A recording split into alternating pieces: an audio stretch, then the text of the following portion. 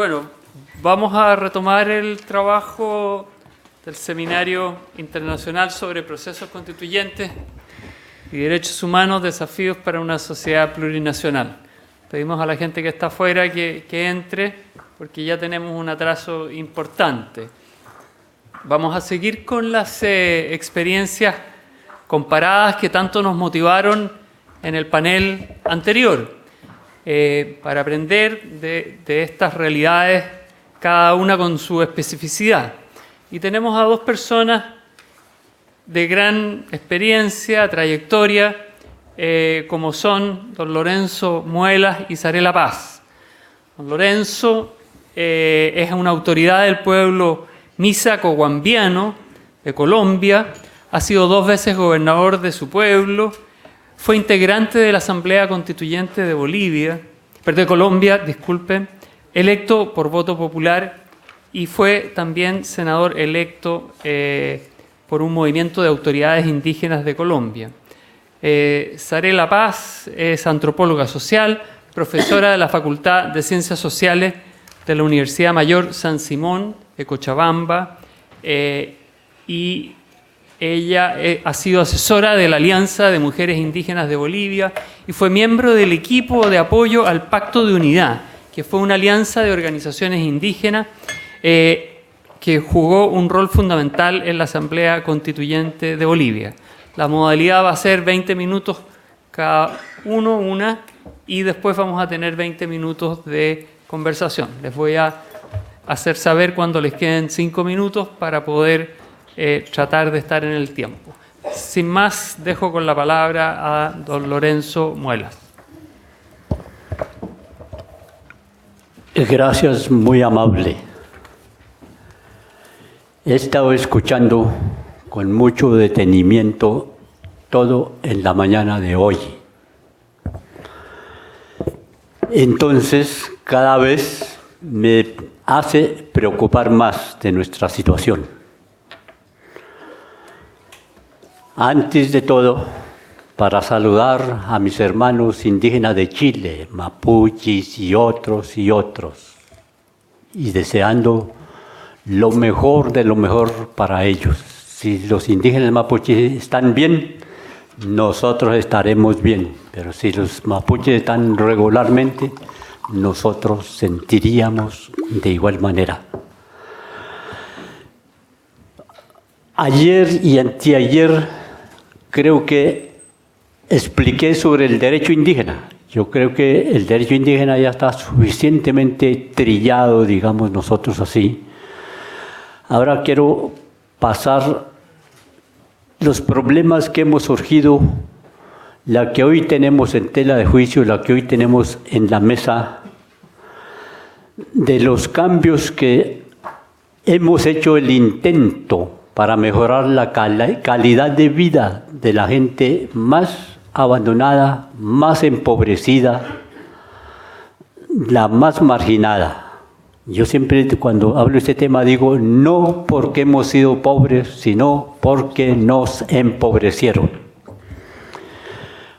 Por eso creo que hemos hecho un esfuerzo muy grande para buscar esos cambios, pero esos cambios han sido duras, difíciles, unas veces uno cree como una encrucijada.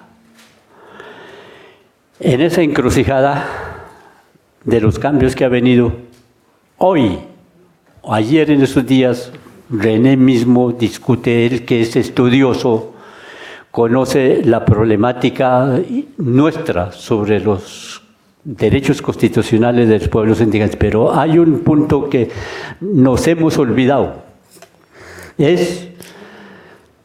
Yo vengo desde hace mucho tiempo, o venía desde hace mucho tiempo esperando cuándo es que nosotros vamos a tener un reconocimiento, porque uno vivir en esas condiciones era demasiado fastidioso. Parecía que uno no tenía derecho ni siquiera a haber nacido aquí.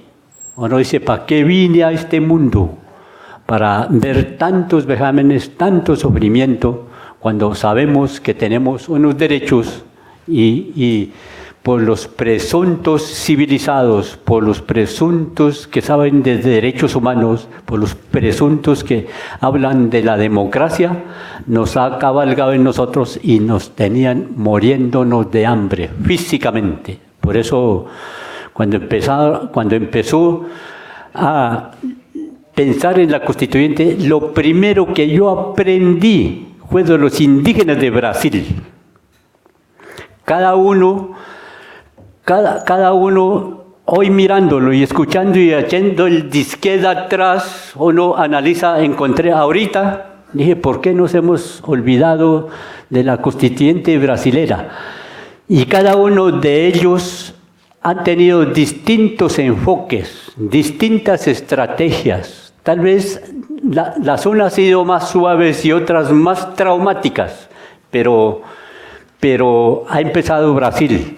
Yo he entendido de los indígenas de Brasil, unos antropólogos, sociólogos, políticos y el resto de la sociedad doliente con los indígenas brasileros.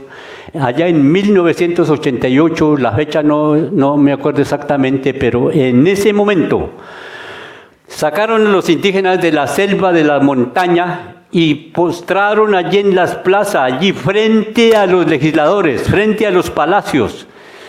Entonces, ellos no tocó hablar mucho.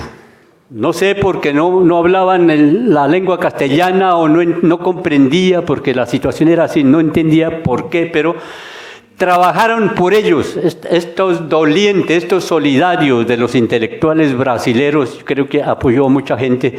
Y hoy, si lee el derecho indígena en la Constitución brasilera, es un título grande, enorme, que tiene muy interesante reconocimiento de los indígenas brasileros. Eso yo creo que hace parte del inicio de la Constitución en este continente. Entonces, cuando vi yo eso, yo decía, pero ¿nosotros cuándo? ¿Nosotros cuándo? ¿Nosotros cuándo? Y era en 1988, en 1990, 91 nos tocó a nosotros, se vino. Una situación traumática, una situación muy dura, difícil, igual que están sufriendo aquí de los gobiernos de extrema derecha, que esta mañana escuché una palabra donde decía que el gobierno solamente era escuchativa. Solamente escuchar a ver estos muertos de hambre, estos desposeídos, solamente escuchar, para no recoger nada, para no materializar nada, para no hacer nada, simplemente escucharlo, porque sabe que ellos necesitan, el día de las elecciones, necesitan para que vaya a depositar el voto. Entonces se escucha simplemente para eso, pero para no hacer nada. Así estábamos nosotros en Colombia. Entonces, pero quiero también lo que ha pasado en otros países, porque esto ya, lo que alguna vez nosotros mismos ya llamamos, si la política neoliberal, si la política de globalización nos estaba causando tanto daño, tanto sufrimiento, la lucha indígena, la lucha también había que globalizar, había que internacionalizar. Y yo creo que eso a veces nos olvidamos también hacer esa mención y hay que hacerla, no olvidarla, hay que hacerla. Entonces, digo yo, algunos, yo creo que tuvieron menos trauma. Para otros, el caso de nosotros fue muy dura. Cuando digo dura, siento como que la denuncia que hicieron esta mañana de una mujer que parió engrillada. Era un parto engrillada, dura y difícil, dura. Entonces, pero fue posible. ¿Por qué fue posible? Quiero hacer esa mención. Ustedes saben que en Colombia existió varios grupos armados ilegales revolucionarios. En ese momento histórico, negociaron con el gobierno nacional.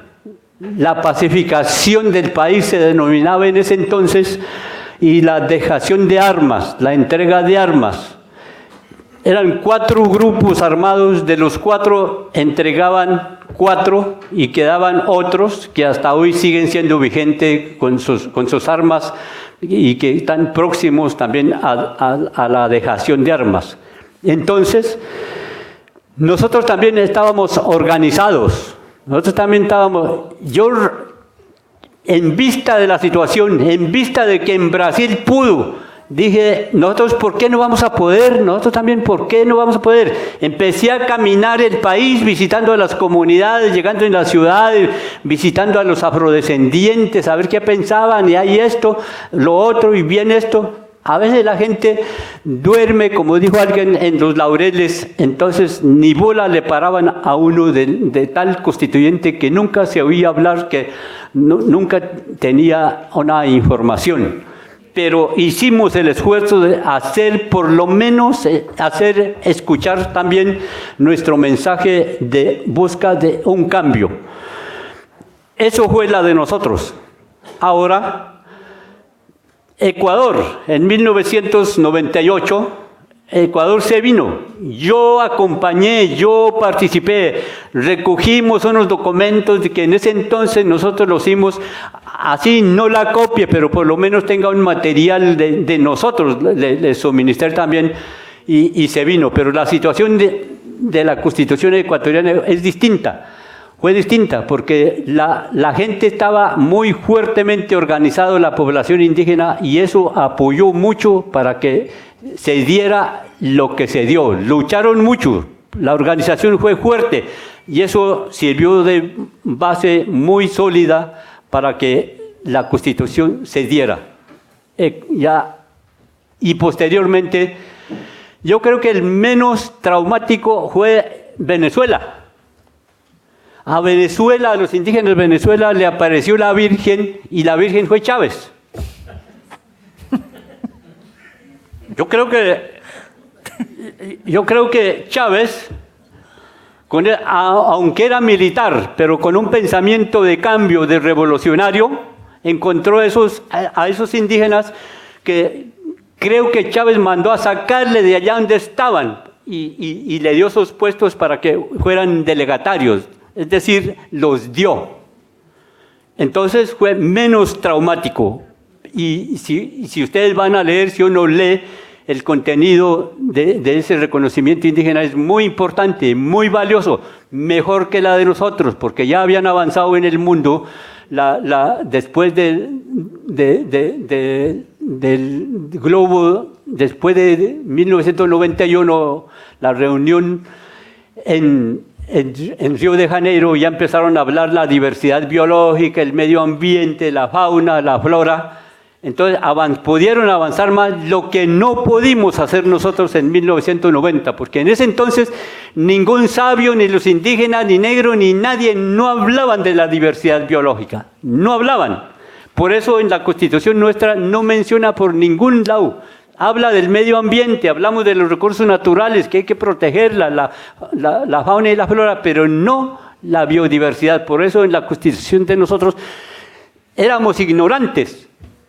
Esta palabra de la biodiversidad empieza a surgir desde 1992, un año después de nosotros en la Constituyente, en el Río. Por eso en nuestro texto constitucional no existe esa palabra, no supimos defenderla porque éramos ignorantes. No solo los indígenas éramos los ignorantes, mis asesores tenían negros, indios, mestizos, pero tenían títulos de alto conocimiento, de alta gama, pero tampoco sabían de este tema de la diversidad biológica. Ahora, yo entiendo lo de Bolivia. Yo no sé si fue tan traumático o también le apareció la Virgen, pero tuvieron el honor de tener un presidente a bordo. Yo creo que eso es muy distinto. Pueden estar de acuerdo o no, pero es muy distinto. Contra un sistema que esté en contra o no, y no tener que luchar contra la corriente es muy duro. Cuando creo que me imagino que debe ser muy suave, un poco suave, si no mucho, porque tienen un gobierno indígena, un presidente indígena, que debe ser un poquito más suave, mejor que la de nosotros. La de nosotros, vuelta a Colombia. nosotros aprovechamos en ese momento histórico de la dejación de armas de los grupos guerrilleros. Entre ellos estaba el M-19, que era el más fuerte, el PRT, el EPL, un grupo indígena que se denominó el Grupo Armado Quintín Lame. Eran 4 grupos armados que en ese momento, a cambio de que ellos buscaban cambio, de todas maneras un grupo revolucionario buscaban cambios, y hasta entonces al poder no habían podido tomarlas, pero pudieron hacer cambio. Dejamos las armas, dijo el gobierno, pero hacemos esto, hacemos la Constitución. Y el gobierno aceptó, de un proceso largo, dispendioso. Nosotros también íbamos allá y veníamos, hasta que por fin relacionamos con esos grupos armados y que nos pegamos ahí un poquito, acercamos para sentirnos apoyados, para no sentirnos tan solos. Y eso fue que a nosotros nos dio un chance, un espacio para que pudiéramos tener cabida, y que nosotros también en nuestro recorrido hicimos conocer a la opinión pública indígena y no indígena, para cuando viniera la elección, para que muchos no indígenas depositaron ese voto de confianza en nuestro favor. Por eso los no indígenas eran 70 delegatarios, los indígenas éramos 2. Llegamos, pero en absoluta minoría. Entonces mi asesor decía, ¿y ahora qué? Y cierto, era ahora qué hacemos. Teníamos las cosas, teníamos hablado, pero no teníamos mayor posibilidad de sacar algo. Pero yo creo que fue muy importante nuestra asesoría, nuestro entendimiento también, el cabildeo, que lo llaman allá, de hacer entender, de hacer ver nuestra situación política, nuestra situación económica, nuestra situación identitaria.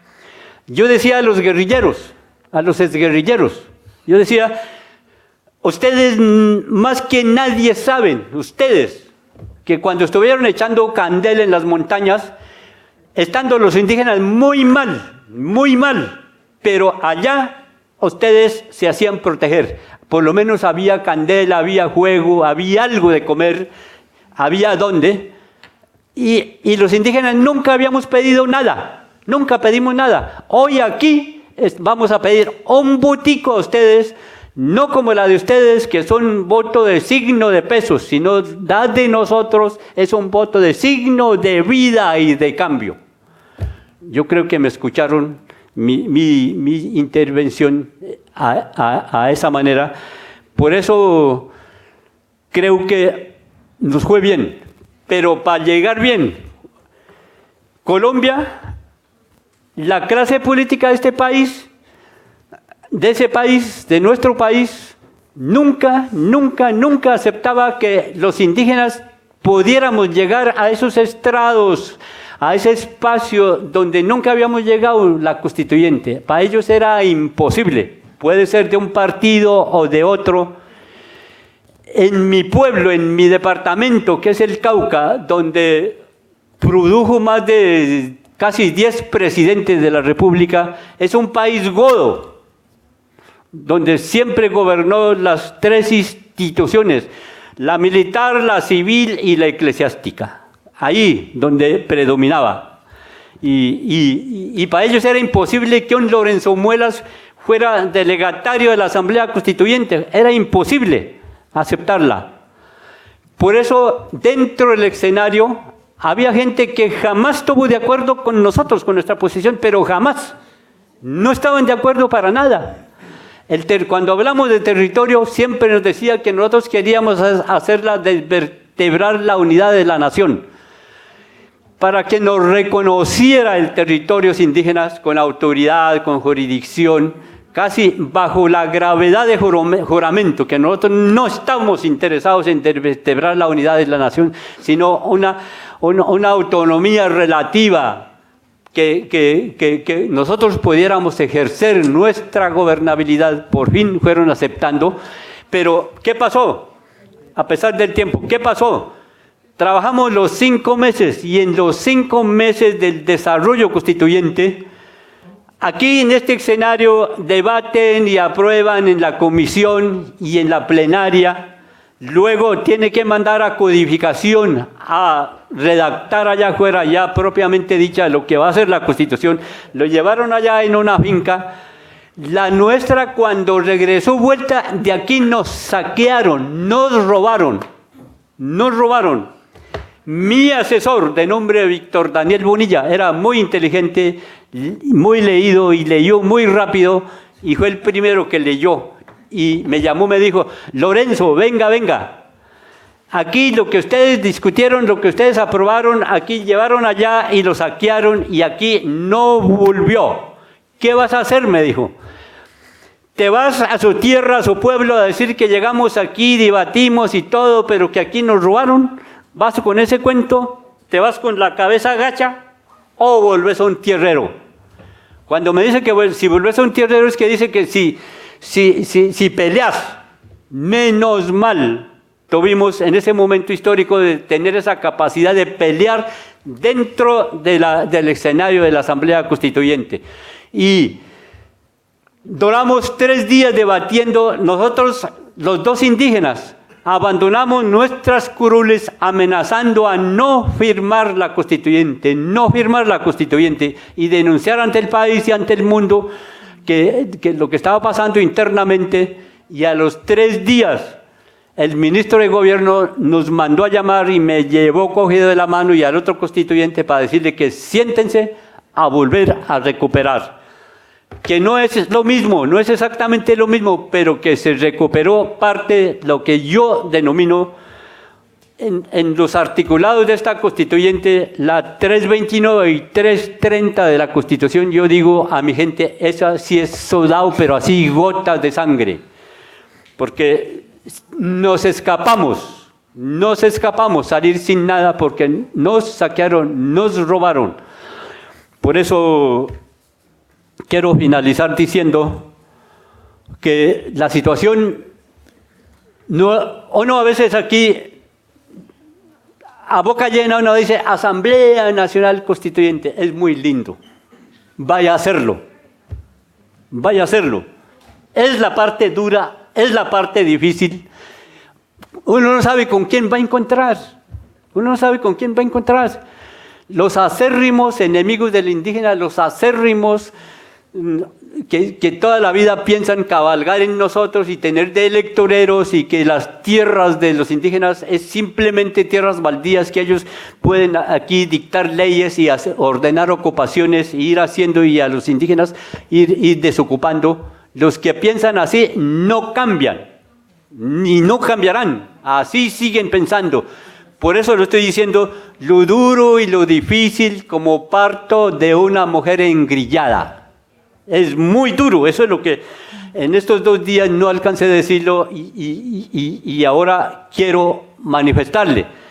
Finalmente, los delegatarios no indígenas, que eran los acérrimos enemigos de nosotros, al final creo que nosotros fuimos victoriosos, no mucha, pero no lo dejamos. Volvimos el tierrero, peleamos, dijimos lo que quisimos. Y finalmente, cuando ya la última votación que se dio,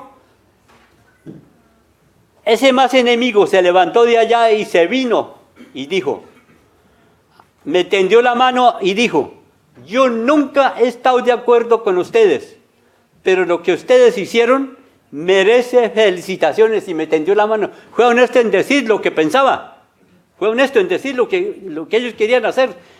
Entonces sacamos algo con mucho esfuerzo, pero pues fue posible. Entonces, para que aquí los hermanos chilenos, que esto, para decirle a una asamblea constituyente es muy fácil decirlo, pero a unos fueron más traumáticos como la nuestra, otros menos, otros, yo creo que el caso de Venezuela, realmente, yo creo que la venida de Chávez, no sé si para bien o para mal, no sé cómo está la situación en este momento, que estén pensando en qué nivel económica, política, identitaria tienen los indígenas venezolanos, pero que escrito la tienen. Una cosa muy distinta es que ellos no han desarrollado, o los gobiernos no han parado bola, o ellos mismos, porque esto no es que hace una asamblea constituyente, firmó y terminó y ya está resuelto el problema. No señor, esto es un trabajo que ustedes están empezando, los hermanos indígenas de Chile, de por vida.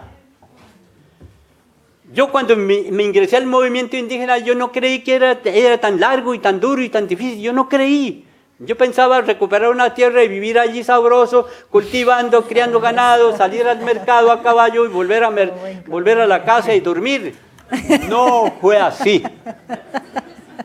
Yo me envejecí en este negocio. Vea cómo me envejecí en este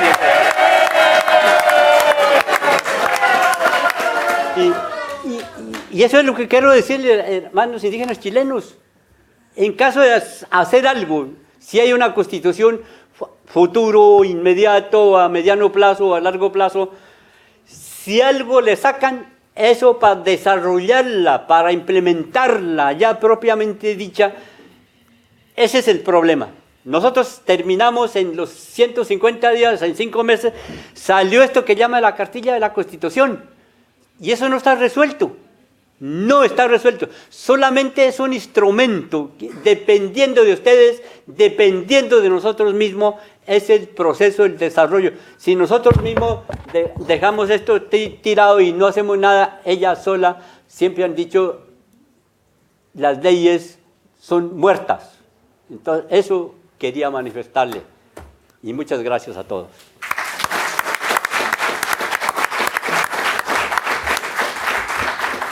Muchas gracias, Lorenzo, por este testimonio tan impresionante que nos conmueve a todos y nos motiva, y también por esa analogía o esa referencia que usted hace a Chile y este engrillamiento, una mujer que tiene mapuche que da a luz engrillada, que es algo que nos debe indignar y nos debe mover a la acción a todos.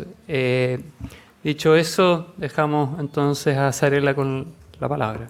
Gracias. A veces hemos estado desde el día miércoles juntos, ¿no? Y entonces yo dije varias veces que me sentía una afortunada por poder participar, compartir ideas en estos eventos. Ayer estuvimos con el Parlamento Coscós y también seguía pensando aquello, pero hoy día también quiero decirles a ustedes que ustedes deben sentirse afortunados porque como grupo, en el momento en que hemos empezado a compartir ideas y demás, me parece que como grupo que recién nos estamos conociendo, se ha producido el hecho de que estamos sacando cosas bien interesantes para el análisis y que creo que le van a servir al pueblo chileno. Otra cosa que quiero decir es que mi balance va a ser un balance sobre la Asamblea Constituyente, no un balance del presidente Evo Morales, por favor. Voy a dividir por todas las cosas que han ocurrido en Bolivia y si alguno de ustedes quiere hacer ya el contrapunteo entre lo que está en nuestra Constitución y el proceso de Asamblea Constituyente y lo que pasa con el gobierno de Evo Morales, entonces creo que las preguntas pueden darme lugar a eso, ¿no? Pero no puedo hacer las dos cosas porque no tengo tiempo y porque la verdad es que hay que dividir, porque las asambleas constituyentes y una constitución no son propiedad de un gobierno. Eso también creo que es bien importante plantearlo. Bien, dicho eso, quiero empezar con la siguiente figura. Cuando se estaba deliberando sobre el tema de plurinacionalidad en la Asamblea Constituyente, hubo un constitucionalista. Yo no podré decir que él viene de las filas de la derecha, ni viene de los sectores más conservadores de Bolivia, pero es un politólogo que plantea todo su razonamiento y su pensamiento en la teoría liberal republicana. Él es Jorge Lasarte. Como pensador es una persona que se debe respetar en el sentido de que piensa, pero desde la teoría liberal republicana. Y entonces cuando se estaba sesionando acerca de este núcleo duro que es el tema de la plurinacionalidad en Bolivia, él dijo, ustedes, les dijo a las organizaciones, a los representantes de los pueblos, a los asambleístas indígenas. Ustedes, al plantear el tema de la plurinacionalidad, lo que van a hacer es desarmar Bolivia, van a atomizar Bolivia.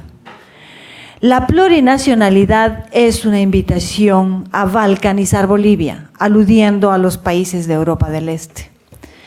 Lo que ustedes en el fondo están planteando con plurinacionalidad es el hecho de que van a matar la República. Y la respuesta de los asambleístas indígenas inmediata, porque ustedes saben que se toma la palabra, fue de una mujer quechua, fue, sí, lo que nosotros queremos es matar la República, ya no queremos la República, porque la República es ese Estado que ha hecho todo para colonizarnos, y la única manera de descolonizar el Estado es pensar en la plurinacionalidad. ¿Por qué saco a relucir este evento? Porque este evento se conecta con esta idea que René ya la había propuesto, que es la descolonización como un tema fundamental en el proceso constituyente boliviano. Cuando esta mujer quechua dijo sí, queremos que se vaya a la República porque es el principal dispositivo de dominación hacia nosotros los pueblos, inmediatamente la respuesta fue entonces, ¿con qué teoría política vamos a caminar con la plurinacionalidad? Con ninguna, porque la teoría política de la plurinacionalidad está acá, no está allá, no está en la teoría que vamos de derecho o de ciencia política que pueden enseñar en las universidades, sino está en la inspiración de los gobiernos comunitarios, de los gobiernos de los pueblos indígenas. Entonces, yo quería empezar con esto para decirles que una buena parte del razonamiento y una buena parte de lo que se formula y se plantea con descolonización implica también que nosotros como países, como América Latina, y como una América Latina que está compuesta por pueblos originarios, seamos capaces de pensarnos a nosotros mismos. No estoy diciendo que digamos que ya no vamos a tener nada que ver con la teoría liberal republicana. Es más, a mí, yo no he nacido en una comunidad indígena, pero he trabajado mucho con organizaciones indígenas y una de las cosas que me han enseñado es que es muy importante conocer al otro para estos procesos. Entonces, no es que no vamos a tomar, no vamos a leer, no vamos a conocer esas teorías del derecho, esas teorías políticas de Estado que nos enseñan en las universidades, sino que para pensar los procesos que hemos vivido, es bueno también nosotros romper con una hegemonía en el campo del conocimiento y hacer el viraje de mirar qué están discutiendo los pueblos y considerar eso también como una teoría susceptible de alimentar la vida a quienes son indígenas y a quienes no son indígenas. Entonces, desde esa perspectiva, ojalá pueda plantearles las 3 ideas, si es que me da tiempo, pero voy a empezar con la siguiente. Un aspecto fundamental para el proceso constituyente boliviano tiene que ver con un aspecto referido a lo que es la democracia de base o la democracia comunitaria. Visto esto como un ejercicio de gobierno que nace en las comunidades y que involucra no solamente comunidades sino pueblos. Y en el caso boliviano estamos hablando de un proceso de acumulación de largo plazo. La Asamblea Constituyente en Bolivia fue el año 2006 y efectivamente el presidente Evo Morales en su gestión la convocó. La demanda de Asamblea Constituyente, concretamente dicha, nació el 2002 con una marcha indígena. Pero la agenda de esta asamblea es una agenda de acumulación de 30 años, una vez que salimos de la dictadura. Es decir, tiene que ver con la democracia boliviana, con la posibilidad de una buena democracia para todos los bolivianos. ¿Y por qué digo que uno de los ejes es este tema de la democracia de base?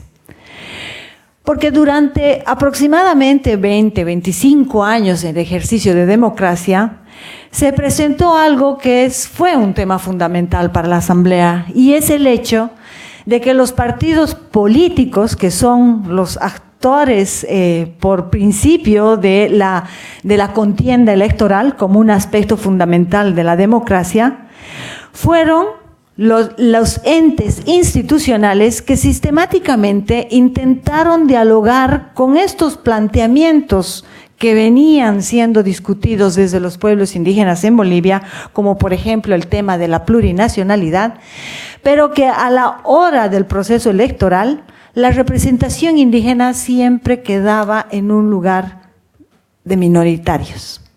Entonces, el tema de la democracia de base fue un tema que tempranamente se acuñó como una reflexión política en las organizaciones de pueblos indígenas en Bolivia, en el entendido de pensar un aspecto que lo han dicho ya esta mañana varias de las personas que han intervenido y que lo ha repetido don Lorenzo. ¿Cómo hacemos para romper el pongueaje político? Ustedes, ¿cómo lo ha llamado? Usted no sé cómo le ha dicho cuando los partidos se apropian del voto y nada más. Pero en Bolivia se acuñó como esta figura del pongueaje político aludiendo al pongo, a esa persona que te sirve, ¿no? Que te lo trabaja y que no tiene otros fines. El pongueaje político como esta figura donde, siendo un país con una población importante y significativa, que tiene origen en los pueblos indígenas, en el acto electoral terminaban en una condición de amplísima desventaja, terminaban en una condición de minoría, en el acto electoral. Entonces, la idea de democracia de base fue una idea temprana que fueron tejiendo las organizaciones indígenas en mi país, con el ánimo de romper esta condición, esta perspectiva que se expresa como un proceso electoral donde termina siendo minoría.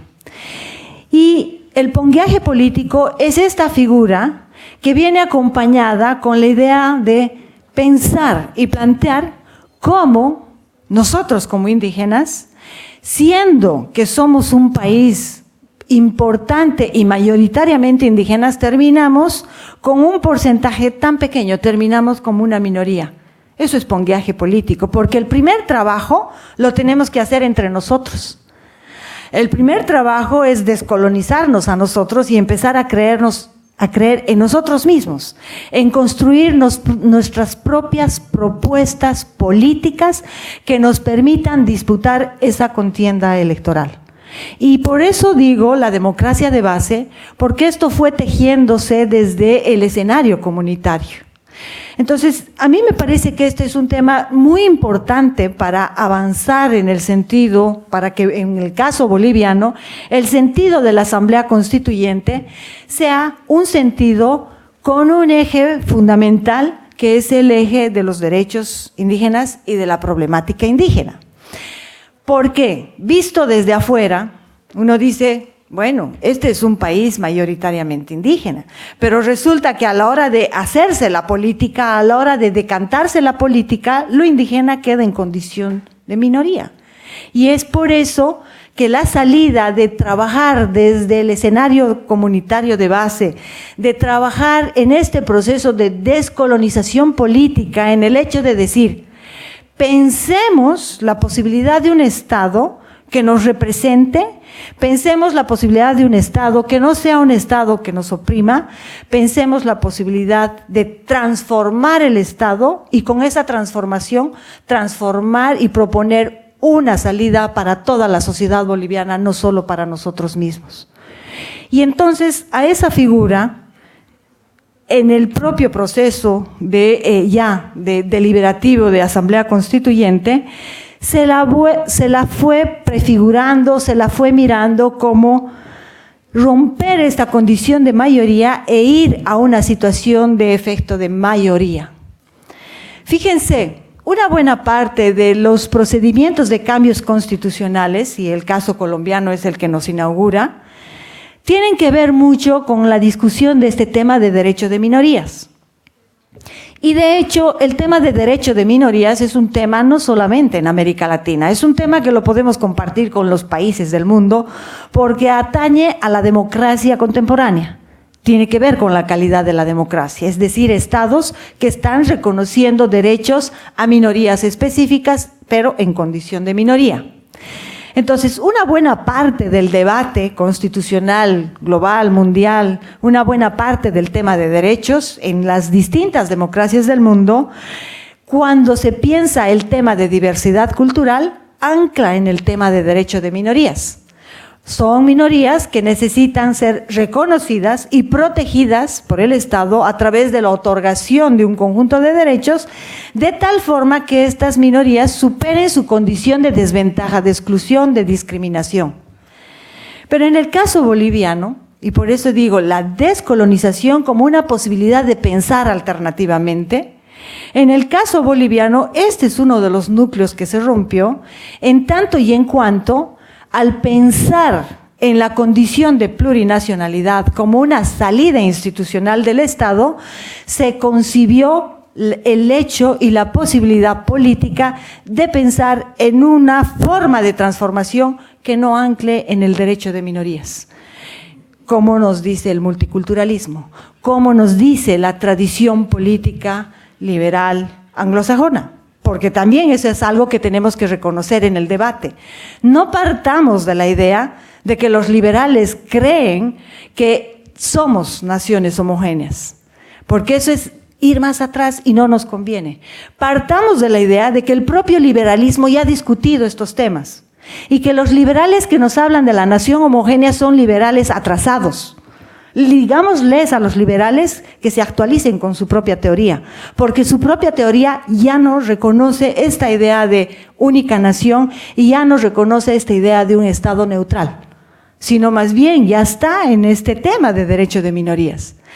Pero siguiendo con la experiencia boliviana, el hecho de romper con esto fue la posibilidad de poder pensar de una manera más alternativa, de una manera algo distinta y de una manera que nos vaya distanciando justamente de estas tradiciones multiculturales y que nos haga pensar este hecho de efecto de mayorías. Entonces, el tema de efecto de mayorías, decía yo en Santiago cuando tuvimos que hacer un panel similar, no es un tema que tiene que ver exclusivamente con el aspecto de derechos. Es un tema que tiene que ver mucho con la acción política de los pueblos. ¿Por qué?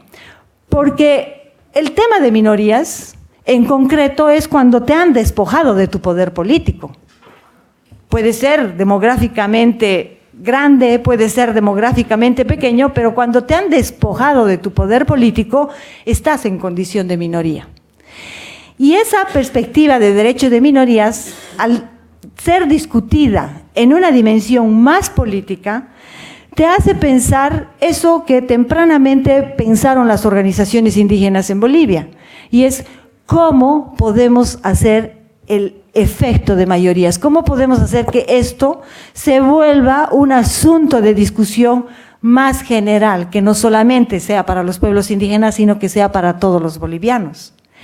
Y ese efecto de mayorías, por tanto, al ser una acción política, se vincula con esta condición de pensar no solo el derecho, sino de pensar cómo una sociedad se decanta políticamente, cómo una sociedad se constituye en sus formas primordiales y cómo esas formas primordiales pueden ser pensadas por el propio pueblo indígena y usadas por el propio pueblo indígena para poder plantear propuestas a toda la sociedad. De ahí es que la Asamblea Constituyente Boliviana, aunque tiene marcadamente un pilar fundamental en la temática indígena, termina siendo una propuesta desde los indígenas para todos los bolivianos, porque ese efecto de mayorías es el que se produce cuando efectivamente se va a la Asamblea Constituyente y la mayoría de los asambleístas se declaran como indígenas. Ahora, en estos 5 minutos que me quedan, voy a explicarles algo que me parece que es bien importante, y es el tema de la representación.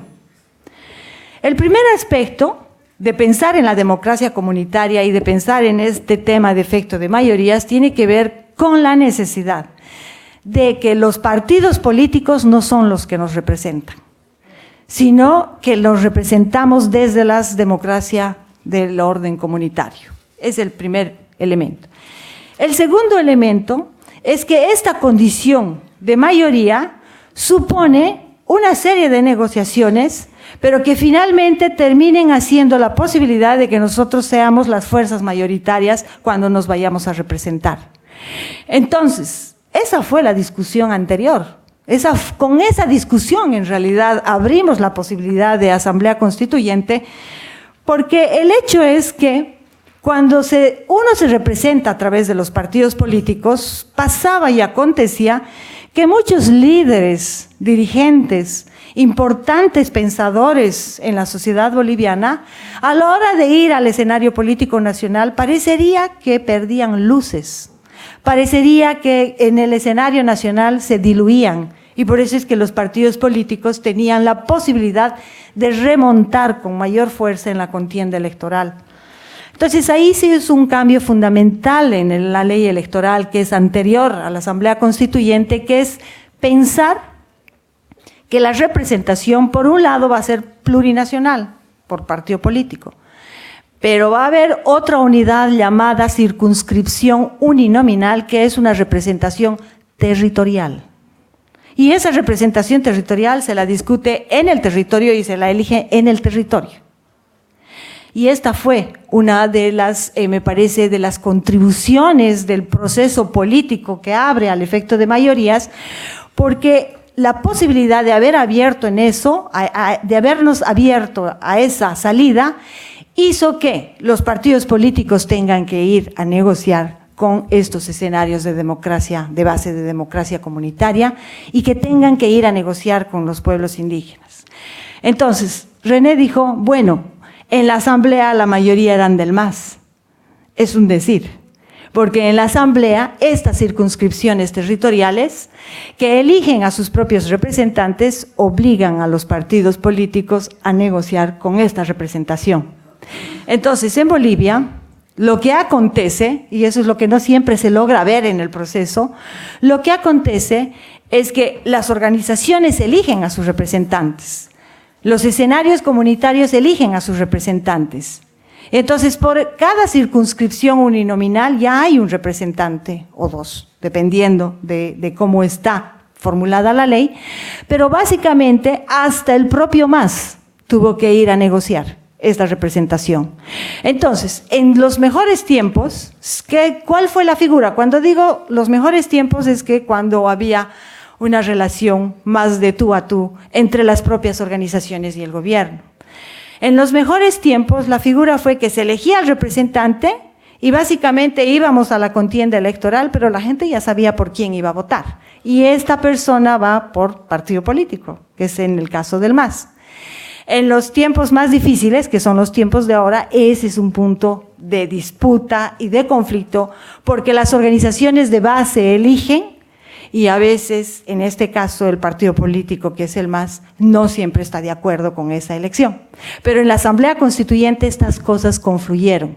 Entonces, si uno ve por afuera el tema electoral, no logra ver esto, porque lo que ve es gente que está votando por los partidos políticos. Pero cuando uno va a ver cómo se han elegido a los candidatos y cuando uno se acerca a las circunscripciones uninominales, por un lado, y por otro lado, circunscripciones indígenas, porque sí tenemos circunscripciones indígenas, entonces lo que uno ve es una deliberación y elección por usos y costumbres.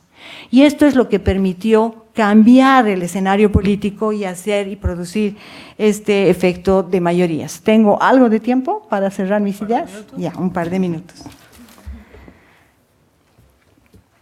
Quiero decirles, para cerrar mis ideas, quiero decirles que en la Asamblea Constituyente Boliviana, desde que se propuso como tal hasta que se realizó y se abrió como acto deliberativo, pasaron 4 años, varios años, donde hubo un ir y venir entre lo que planteaba el gobierno de ese entonces y la propia sociedad civil. Y básicamente, si la Asamblea Constituyente Boliviana se pudo dar, es porque la sociedad civil, que estaba conformada en buena parte por trabajadores, por mineros, por pueblos indígenas, por estudiantes, en general esa sociedad civil, sistemáticamente presionó al gobierno sobre sus procedimientos. Sistemáticamente presionó al gobierno para decirle, ustedes no van a definir la agenda la va a definir la propia asamblea, qué se discute y qué no se discute.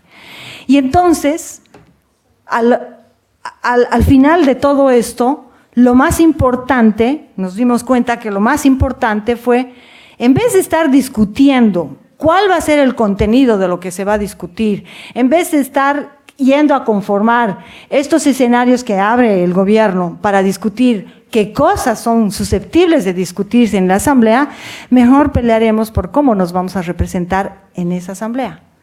Y por eso digo, se abrió este escenario de representación territorial, porque al final de cuentas la sociedad civil dijo, al final de cuentas, cuando se instaura la asamblea, el poder constituyente está en la asamblea.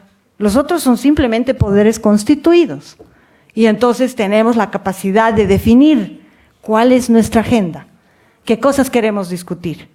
Y bueno, ahí siempre hay relaciones de fuerza, hay gente que no quiere discutir nada, que en realidad quiere que las cosas sigan como están o que incluso retrocedan. Y hay gente que quiere que las cosas se cambien sustancialmente. En Bolivia, el espíritu fue que la mayoría de los asambleístas querían que las cosas se cambien fundamentalmente. Pero lo que no pudimos hacer es que esa asamblea se declare originaria, que era uno de los espíritus, por ejemplo. Mas, sin embargo, lo que sí se pudo hacer, y eso tiene razón el compañero de Nepal, cuando dijo, si nosotros hemos compartido con ustedes esta idea, lo que sí se pudo hacer es que, además de esa representación de asambleístas, que van, deliberan, que tienen voz y voto, se creó un espacio específico llamado Pacto de Unidad. Los compañeros hermanos de Nepal le llaman caucus. En el caso boliviano creamos un espacio alternativo llamado Pacto de Unidad, que era un espacio deliberativo de los pueblos indígenas originarios campesinos de Bolivia, donde se discutió una agenda y donde se produjo una ley, como en el caso de ustedes, de Colombia, una propuesta de constitución, lo que los pueblos indígenas en Bolivia entendían que debía ser una constitución. Y como las cosas fueron difíciles y de mucho enfrentamiento en el caso boliviano, como yo creo en la mayoría de los casos, porque no es un proceso fácil, como se dio eso y como era bien difícil que en general la sociedad se ponga de acuerdo, se dio la posibilidad, no sé cómo llamarle, la ventaja, se dio la condición de que se tomó esa propuesta de los pueblos indígenas de constitución y en base a eso se deliberó. Así que la Constitución boliviana tiene como base el documento que elaboraron los pueblos indígenas de mi país. Gracias.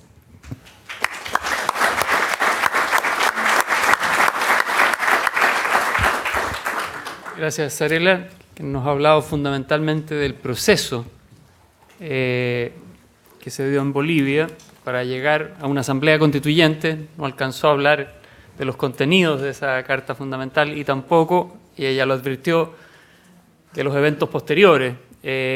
Tal vez puede motivar a las preguntas. Nos habló de ese proceso como un proceso de descolonización, como el cuestionamiento a los conceptos al tratamiento histórico de los pueblos indígenas, una mayoría como minoría, y a la representación intermediada, representación indígena intermediada por los partidos políticos, una realidad que nos interpela también en este contexto, y cómo se construyó este pacto de unidad que fue fundamental a la postre en la propuesta que deriva en el texto constitucional. Nos quedan 20 minutos, yo sugiero que los aprovechemos al máximo.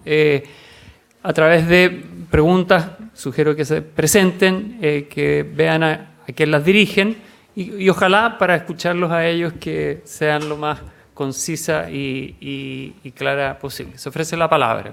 Vamos a recoger 2 o 3 y después otras 2 o 3. Una, allá.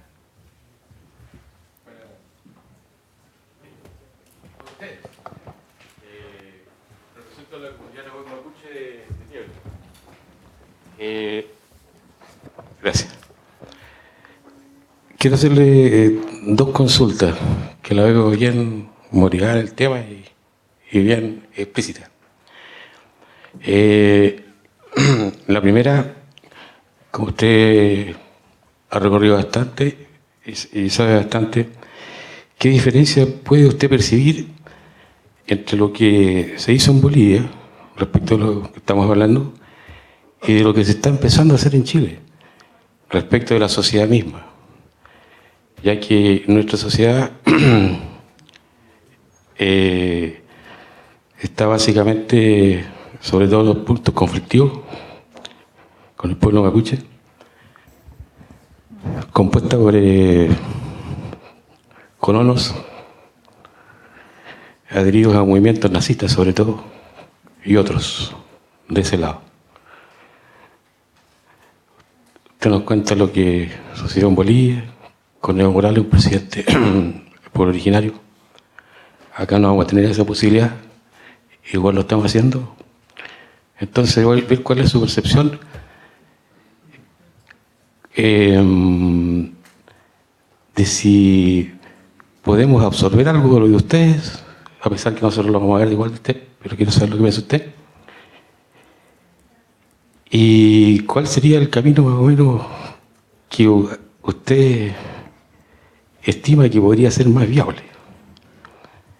Esa es la primera consulta.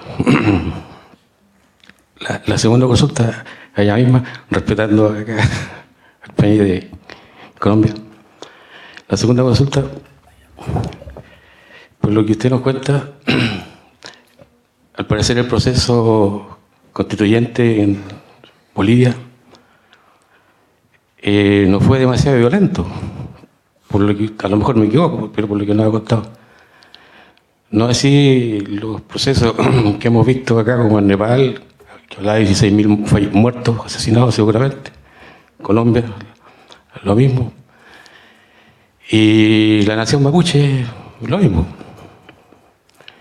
Es decir, acá salimos a protestar, a solicitar lo que es nuestro, porque nosotros hicimos una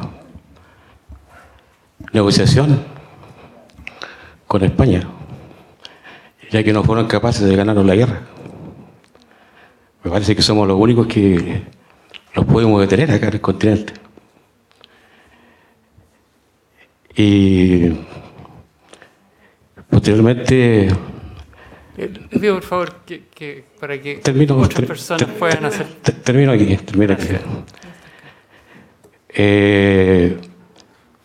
Por lo visto, vemos que ningún proceso de revolución social y político respecto de la colonización de los pueblos originarios ha sido sin violencia. Al parecer, sin violencia no nos escuchan. También esa consulta. Muchas gracias. Gracias. ¿Otra pregunta? Si no, recogemos estas dos que ya hay. Partamos y...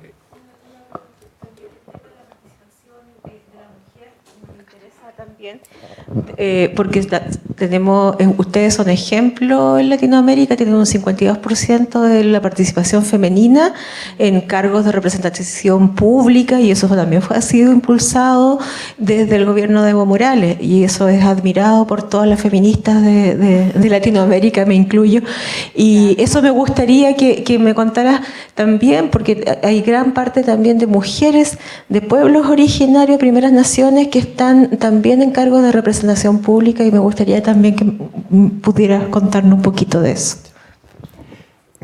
Tal vez aprovecho de hacer una pregunta a Lorenzo, que creo que es bien relevante. ¿Qué es lo que ha pasado con una constitución que es del año 91 hasta la fecha? Y dejar esa amplia pregunta, si realmente lo logrado en esa constitución se plasmó en procesos políticos, jurídicos, culturales, que valieran la pena que usted diera su vida en ello.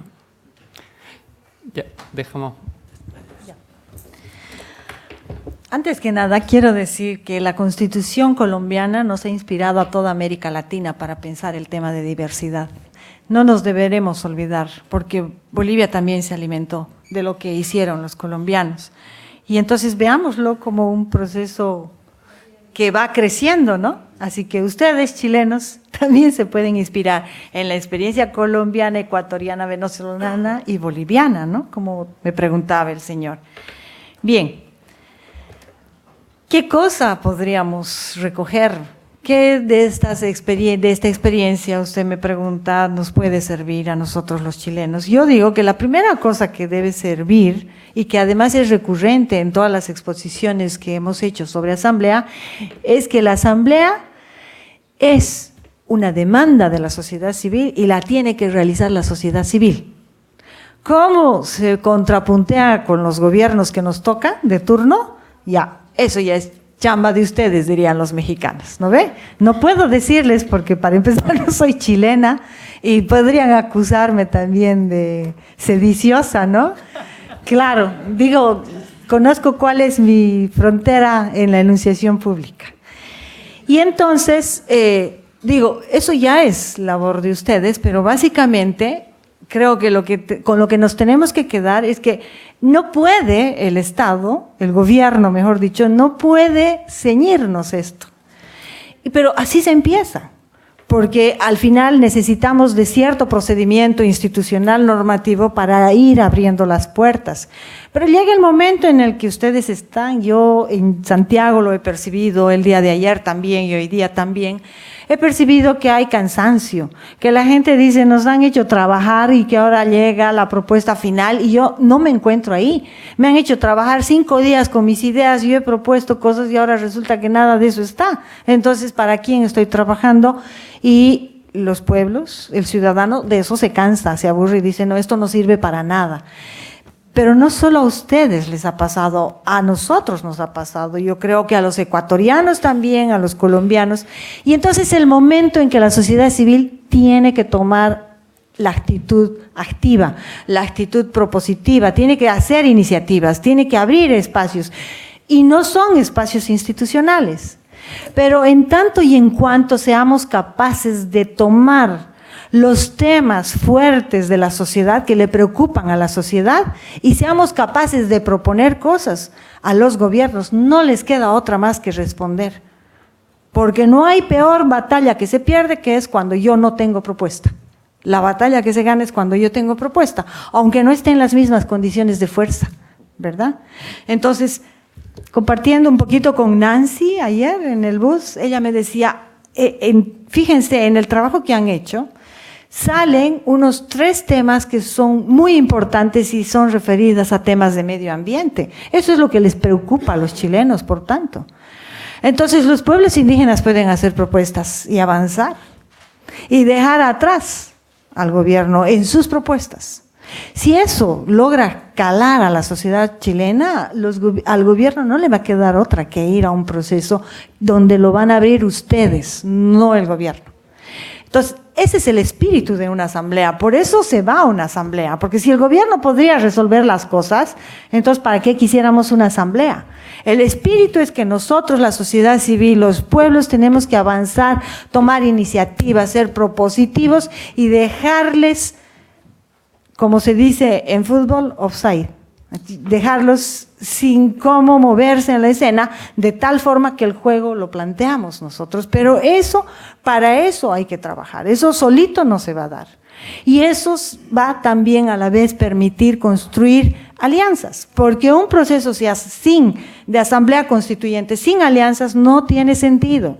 Y entonces los ciudadanos chilenos, esos que han marchado por las AFPs, esas mujeres que han marchado por el tema de la violencia, esos pueblos que están movilizados en el caso mapuche, tienen que encontrar cuáles son los hilos de alianzas posibles, los comunes que hay, porque entonces eso empieza a ser un núcleo de unidad que ningún gobierno puede detener. Entonces es un proceso bien político en el fondo, una asamblea constituyente, no es un proceso tan institucional ni tan regido por el derecho. Ahora, los colegas, compañeros abogados nos van a dar sugerencias, nos van a ayudar. Si son abogados progresistas, nos van a ayudar a encontrar caminos también.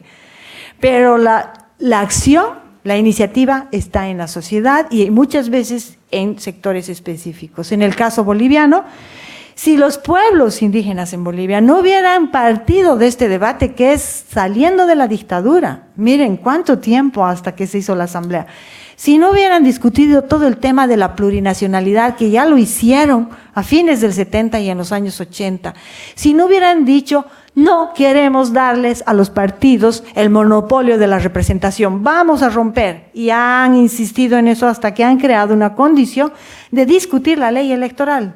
Y es el momento en que el dato electoral iba por otros lados, los partidos políticos ya no podían controlar eso. Y entonces, si no hubiera habido ese núcleo en el caso boliviano, si en el caso boliviano no hubiera habido el pacto de unidad, que es la alianza de las organizaciones indígenas, campesinas, originarias en Bolivia, no hubiéramos terminado con nada. Así que la gran propuesta viene de ellos. Y los bolivianos que hemos acompañado el proceso, que hemos apoyado y que hemos reconocido en la propuesta de los pueblos indígenas una propuesta para la sociedad boliviana, ¿qué ha pasado? Nos han cooptado, si vale la palabra, nos han interpelado, nos han dado una salida democrática para la sociedad y hemos reconocido, aceptado, apoyado y trabajado. Entonces eso habla de estas condiciones de alianzas y creo que esas son, digamos, las lecciones que se pueden tomar. Y también me parece que el tema de la plurinacionalidad es un tema, un horizonte de discusión para los chilenos, porque básicamente hace que discutamos el tema en el punto de la trama política, no en el punto del reconocimiento cultural. Porque si yo digo que soy plurinacional y pluriétnico, es un reconocimiento cultural. Nosotros tuvimos una reforma a la Constitución entre el 93 y 97 y Bolivia ya se declaraba pluriétnica, plurimulticultural, pluricultural, plurilingüe. Entonces ya teníamos bases de ese reconocimiento que está dado en el pensamiento multicultural, multiculturalista, con tradiciones anglosajonas, y había todo eso. Pero el tema de la plurinacionalidad da en el centro del debate porque dice, se trata de naciones, no solo de culturas. Y cuando se trata de naciones, se trata del derecho político más importante, que es el derecho de la autodeterminación, de eso se trata. Y ahí vamos a negociar un diagrama de poder distinto. Ese es el valor de la plurinacionalidad. Pero para eso hay que discutir con toda la teoría de nación, hay que discutir con la dimensión de Estado, la perspectiva liberal republicana de Estado de Derecho, que parecería que fuera algo, como diríamos, como si estuviéramos haciendo una injuria. Yo digo eso porque yo soy también profesora universitaria y varias veces me ha tocado discutir con abogados.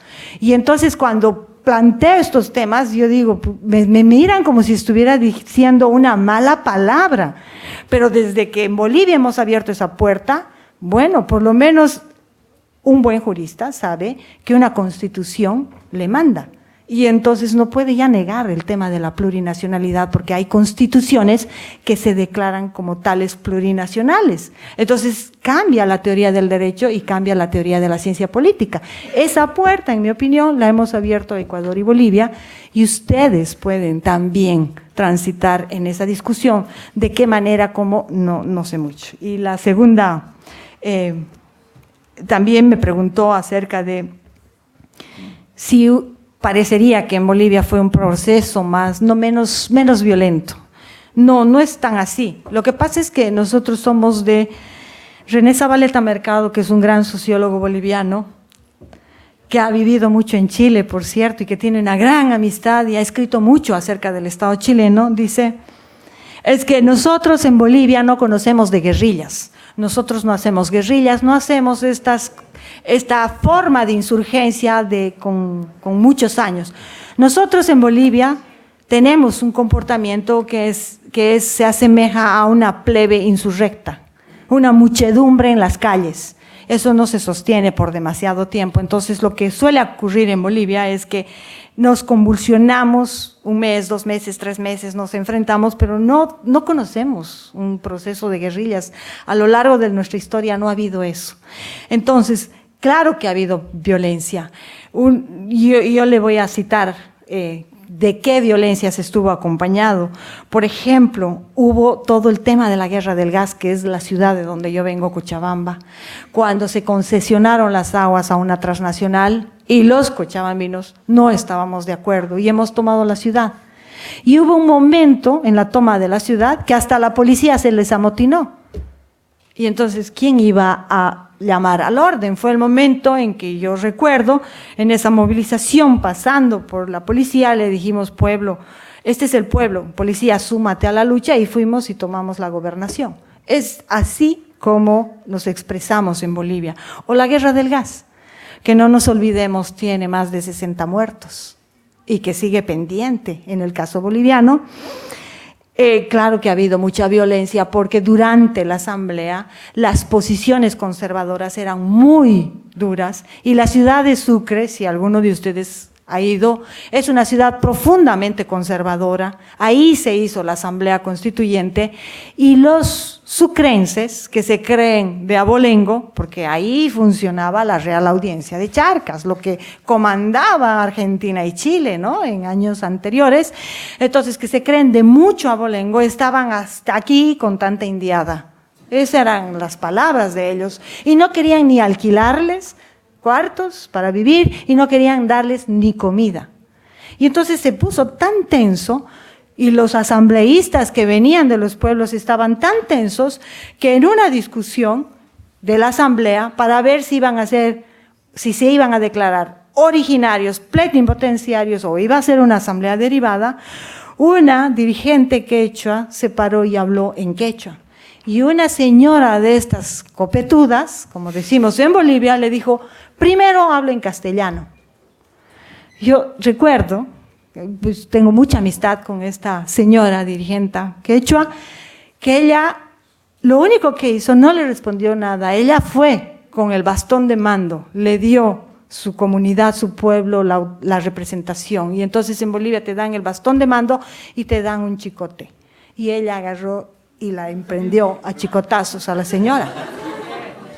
Y bueno, era como nosotros decimos champaguerra, todos contra todos, cuando Colo-Colo y no sé quién juega y no están de acuerdo y todos se agarran en la pelea. Así fue, hasta que una de las personas cayó y topó la nuca y entonces todos se detuvieron, pero estuvo lleno de esos incidentes. O por ejemplo el incidente en mi ciudad de justo durante el proceso de deliberación y los sectores conservadores que no querían que se abra tanto derecho para los pueblos y que estaban queriendo que se avance en términos de la autonomía. Estaba tan tensa la situación que en mi ciudad terminamos enfrentándonos y era un panorama de guerra civil, porque no había policía, porque ya había sido rebasada la policía y era un enfrentamiento entre ciudadanos. Así que ha habido mucho de violencia también, pero que por suerte hemos derivado también a procesos más democráticos. La última pregunta de la señora, la participación de las mujeres. Es bien cierto. Y los suecos son los más fascinados con el gobierno de Evo Morales, ¿no? Porque está Suecia como participación, el segundo país no sé, y el tercero somos nosotros. ¿Cuba?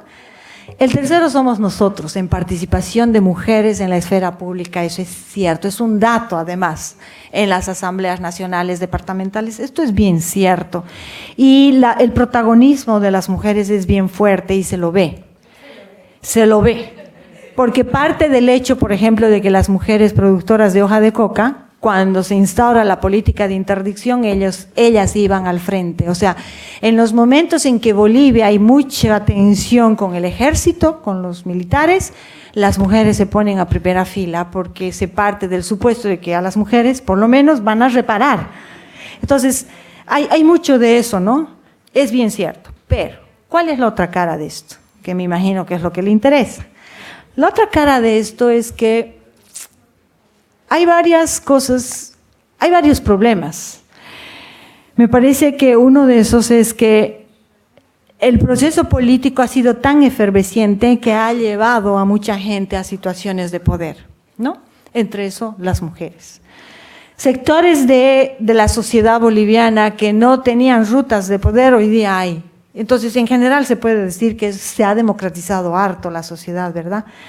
El problema es que muchas mujeres llegan a una condición de autoridad pública y no saben cómo van a enfrentar eso. Y entonces hay mucho de lo que ya se está planteando y formulando de decir, oye, no seas tan levantamanos, ¿no?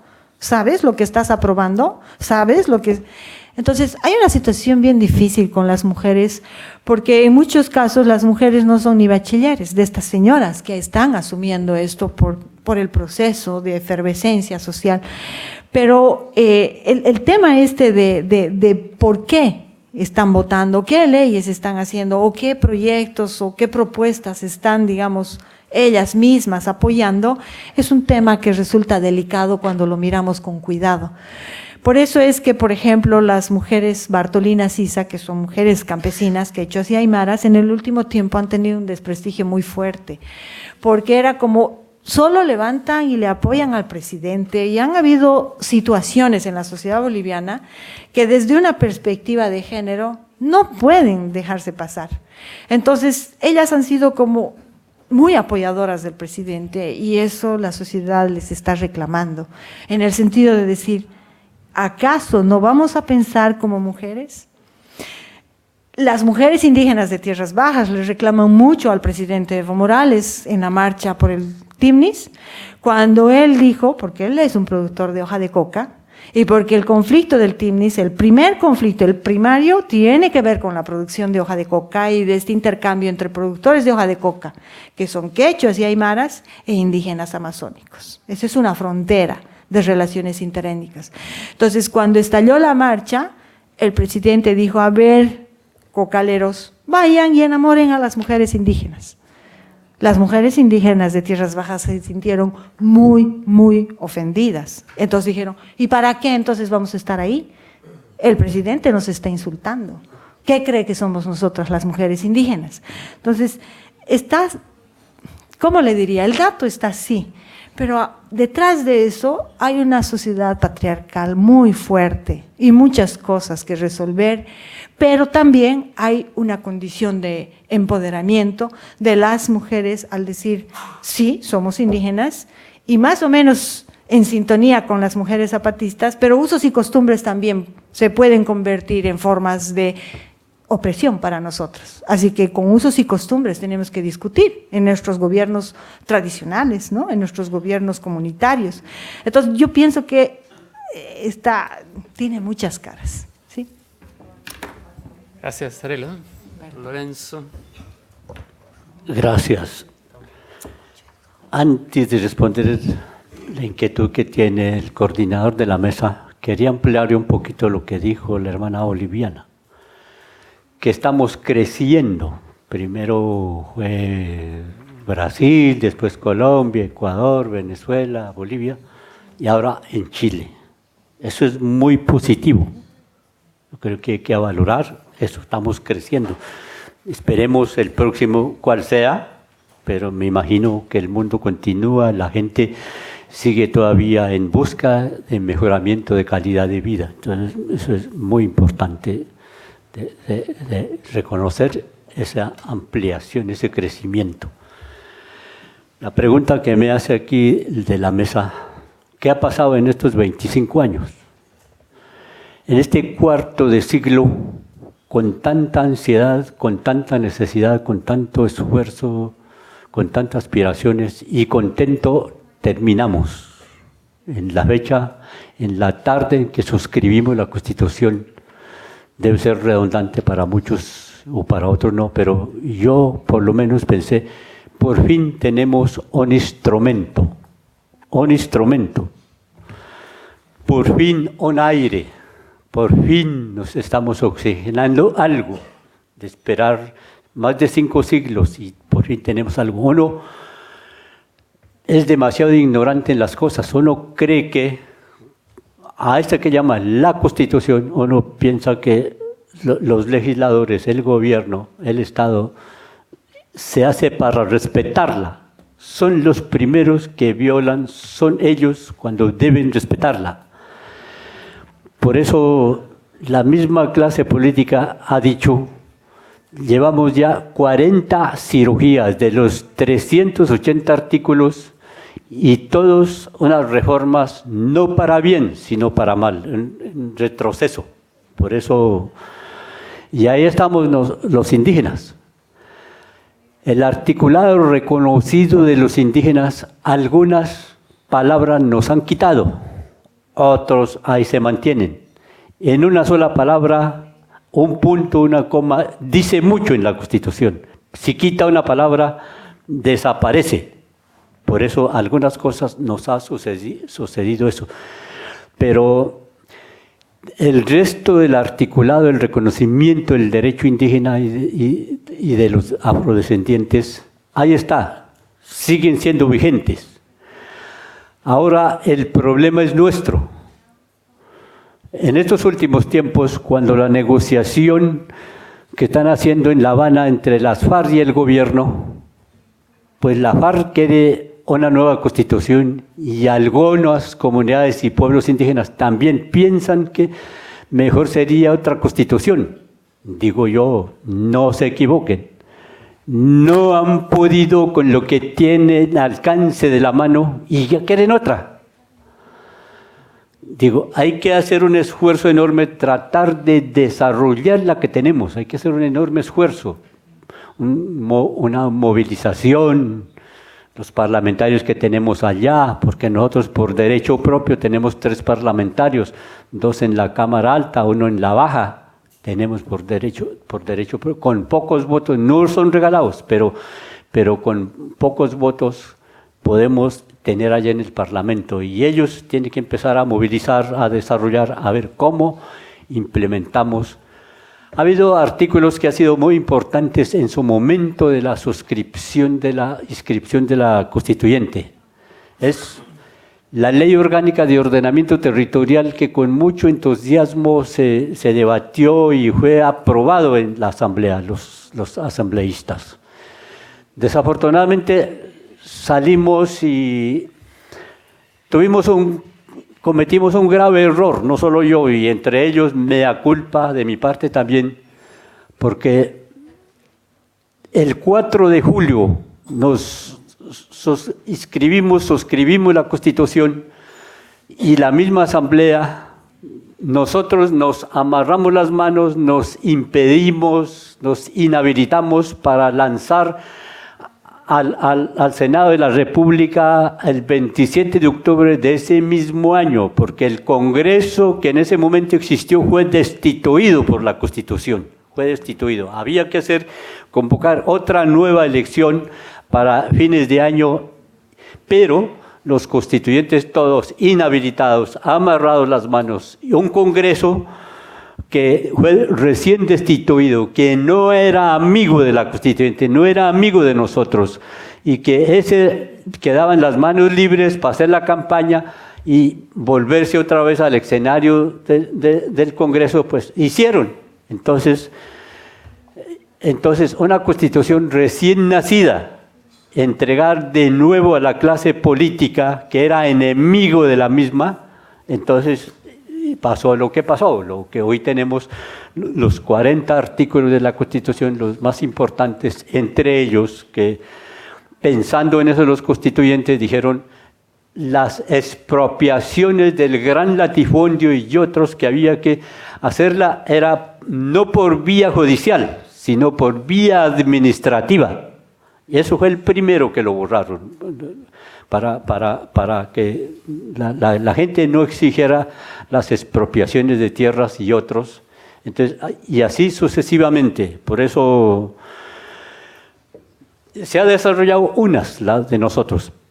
La más importante está como la jurisdicción especial indígena que debía estar reglamentada para estar implementando, y en estos 25 años está muerto. Hemos hecho un intento, pero los que están en el Parlamento, los que están allá, no se pellizcan. Entonces de afuera presionamos, pero no, a pesar de tener muchos problemas internos y dificultades, pero hay muchas cosas que no sé. El derecho agrario, Si ustedes leen el derecho agrario, es muy importante el reconocimiento. Sale de la Constitución, de la constituyente, pero ya sale allá afuera, ya empiezan a cambiar, modificar en la reglamentación.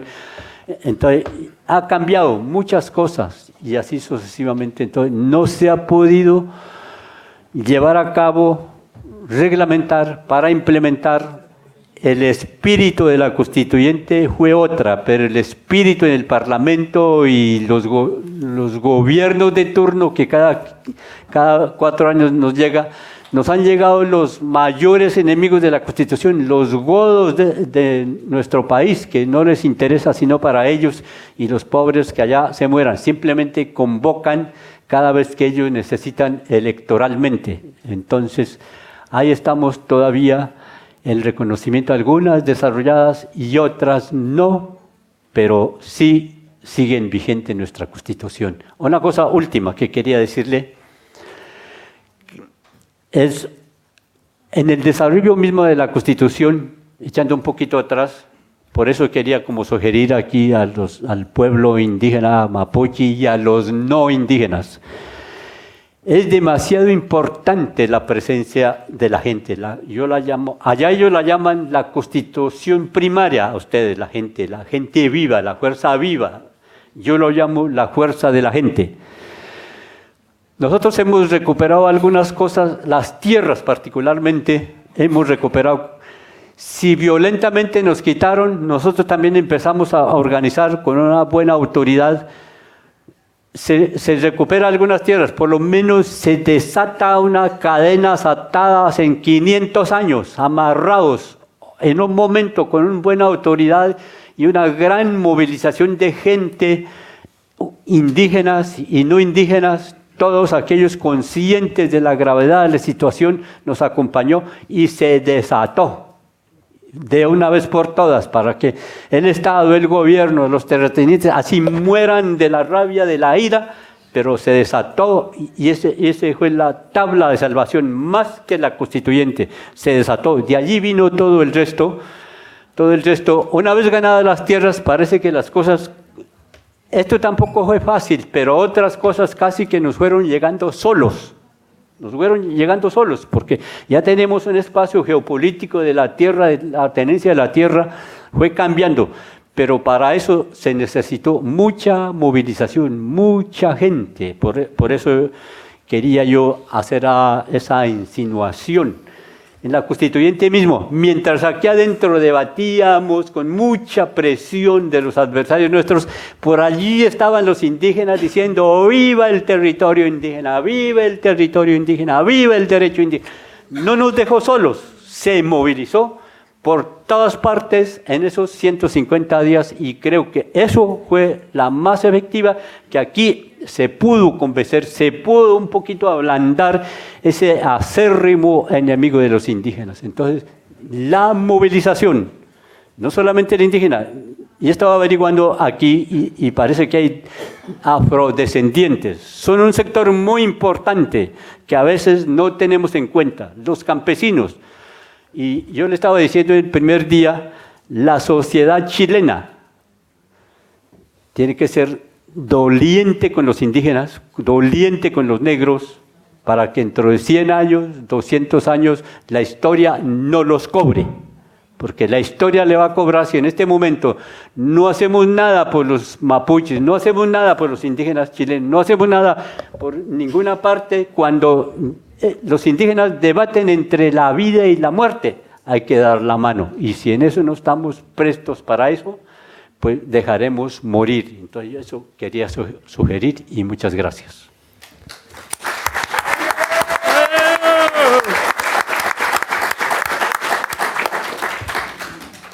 Mil gracias a don Lorenzo y Sarela por estas reflexiones tan impactantes, ¿no es cierto? Nos hemos pasado con mucho el tiempo, pero el viaje que ellos han hecho para compartir con nosotros, nosotras, estas experiencias, estas reflexiones, estas vivencias tan lúcidas, son fundamentales para nosotros y cumplen con creces el objetivo que teníamos. Nos han hablado de que este proceso constituyente es esencialmente un proceso político, más que jurídico. Nos han puesto a los abogados, y aquí habemos mucho, al servicio de esos procesos. Nos han hablado de la movilización, incluso don Lorenzo utilizó un término, habló de la constitución primaria, la gente en la calle, nos interpelan. Nos han hablado a Mapuche, a Aymara y Rapa Nui, nos han hablado de las alianzas y nos han hablado también del género, de la importancia de esa complementariedad. Creo que quedamos tremendamente agradecidos y les reiteramos un aplauso y una fafán.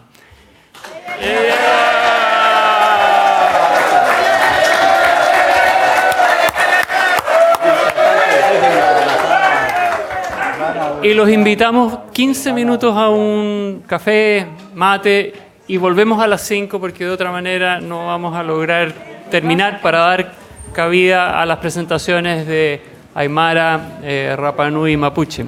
Chaltu. No, oye, felicitaciones, ¿eh? Realmente.